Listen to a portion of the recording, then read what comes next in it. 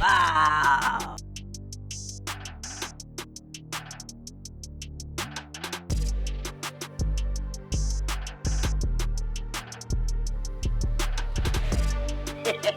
Okay, I'm confused. Ooh-wee.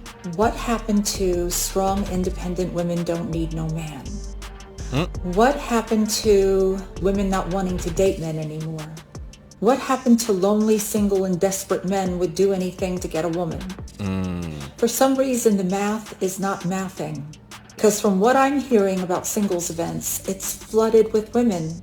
Women are looking for relationships. Women are looking for relationships despite whatever they're saying online, that they prefer to be alone without men. See, women are not being truthful. They come online and they say they don't need a man. They don't want to be in a relationship. They don't want to settle. But then when you see a singles event, it's primarily all women. Where are the men?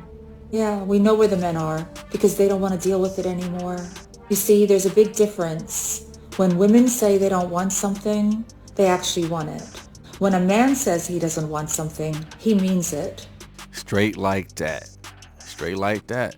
I don't know why it's not hitting home for a lot of women. Bottom line is a lot of women want relationships, regardless of what's being said online, regardless of what they're saying on the gram and on Facebook and on TikTok. Right? All this attitude and bravado. But at the end of the day, women want and need relationships, especially long-term committed relationships. Especially if you're successful, you're going to want to share that with somebody, and it becomes more about a legacy. And you need a man for that. Again, nothing wrong with that. A lot of men want women.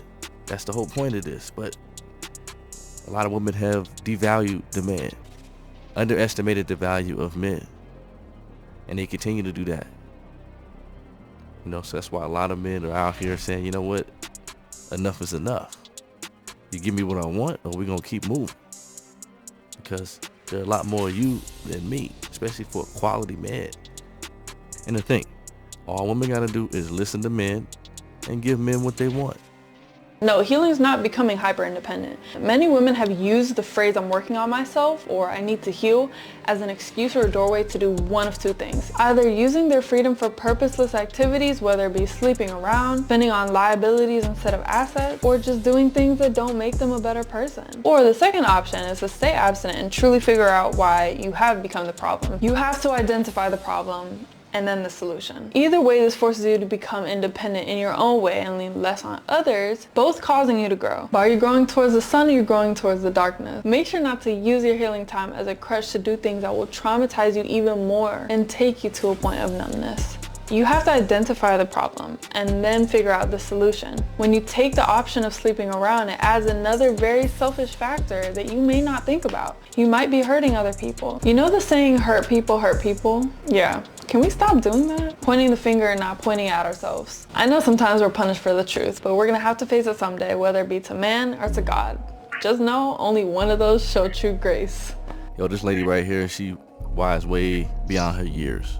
Has a level of self-reflection that I think is healthy. Like I said, none of us are perfect, but she's at least trying to figure out and assess how to grow. You know what I mean? And do her part. But yeah, she said it all about, you know, being accountable and understanding your effect on other people.